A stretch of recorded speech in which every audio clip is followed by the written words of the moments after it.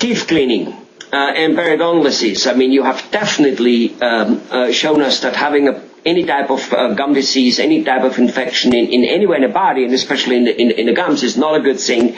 And I'm sure cleaning prevents a lot of that in the first place. And even though with people who brush phenomenally, still in most cases need to go to a dentist and do a regular cleaning. Here's one question I want to ask you. I mean, obviously I want you to explain a little bit the cleanings and stuff, you know, and all that. I might even want you to explain when a person needs a little more heavy cleaning, a deep scale cleaning, as you mentioned.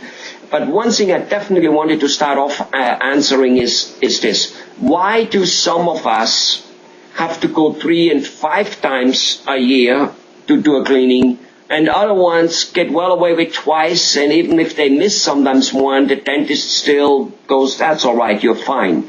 Why do some people have to go more often than others?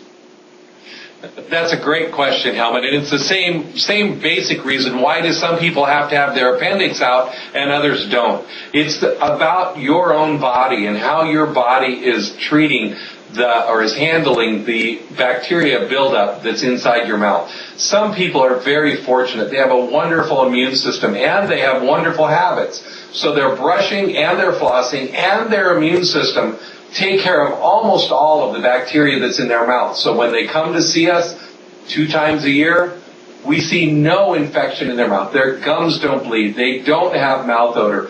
And their habits every day, they're brushing 2 or 3 times a day, they're flossing their teeth every day, and they come to us infection-free. So the reason they come to us is because even with their brushing, the biofilm still does start to build up. And we want to encourage them that with a polishing of their teeth, we can handle what little biofilm that may still build up with them. But overall, they don't have the infective process taking place.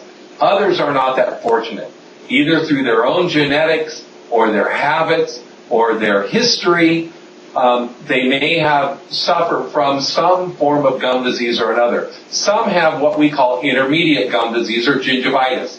And in that situation, coming in 3 times a year or 4 times a year because their own immune system will not help them. Even though they may be brushing every day, even though they may be flossing every day, their immune system just doesn't take over for the rest of it. And they need some physical instruments to break up the biofilm and the plaque and the tartar that have built up on their teeth so that the other plaque won't then adhere to their teeth as much. So they need to come in more than that. The deeper cleaning now is when that process is carried underneath the gum line and where it's starting to affect the roots of the teeth and the bone that supports the roots. Once that happens, there's really no turning back. The gum disease process affects about 75 to 80% of adults over 40 in some form or another. Whether it's gingivitis or severe gum disease, 80% of adults over 40 have this disease and need to be seen by a dentist to control the bacterial buildup underneath their gum line. So basically, we have the brushing, which takes care of lots of stuff, and the flossing, of course. That doesn't take care of everything, so now we need to go into the dentist scraping it with instruments, you know what I mean, like an ice pick type of stuff. And then sometimes that's not quite enough, and you need to actually go a little bit under the gum, so there's already some type of surgery, at least heavy scraping involved, at which point people usually need a little injections already because you're really going into the meat here, right? Otherwise, it's too sensitive, yes. Right. Okay. Now, if a person does this, I mean, you have talked about how a gum disease, affects the kidney, the liver, the brain, dementia, and of course the heart, diabetes, premature born babies, and the immune system in general, weakness, kind of sluggish throughout the day, name it. Sure. Because an infection is an infection, it eats away from you. And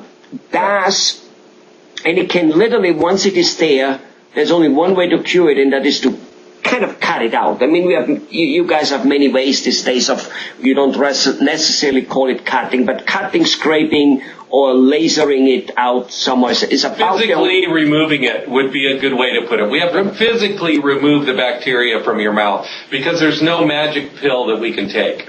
Got it. Now, if a person takes care of obviously the first stage, the cleaning, but then also the second stage, and comes when the dentist says, whether the dentist says every 2 months, every 3 months, every 6 months, whatever he says, he kind of keeps that up.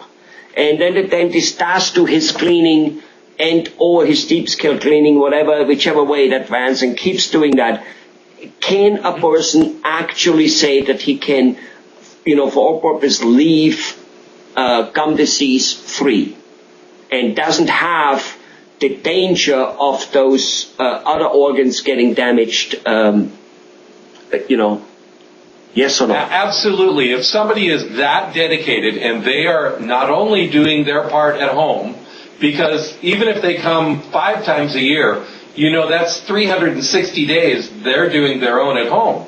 We only see them 5 of the days out of the year to do the cleaning. So if somebody is that dedicated and they're doing all those things, absolutely we can guarantee that they're not going to have gum disease, because gum disease is a buildup of bacteria in places that have not been kept clean. And if they are being kept clean, then they will be free of gum disease.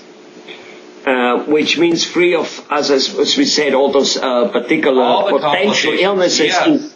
including keeping teeth. And is it true that there is scientific or proven data, out there that people who apparently have a healthy mouth for a long, long time, and the ones who have as more good of their own teeth they have in it, which usually means they didn't get too much gum disease, not always, you know what I mean?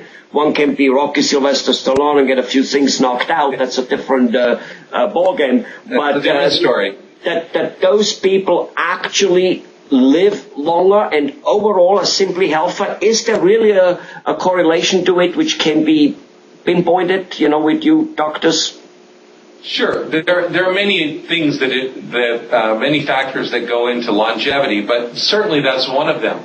If you have a stronger immune system because your mouth is healthier, if you have a stronger heart and circulatory system because your mouth is healthier, if you have stronger lungs and kidneys, certainly the stress on your body, barring other things, certainly people can be gum disease free, but they can abuse their body in other ways. But if somebody is that dedicated and they are concerned about healthful living and they do these kinds of things, by and large, the average person will have a longer life, a longer, healthier life, than somebody who neglects their body in one of a variety of ways. Certainly their mouth is the leading factor in that neglect.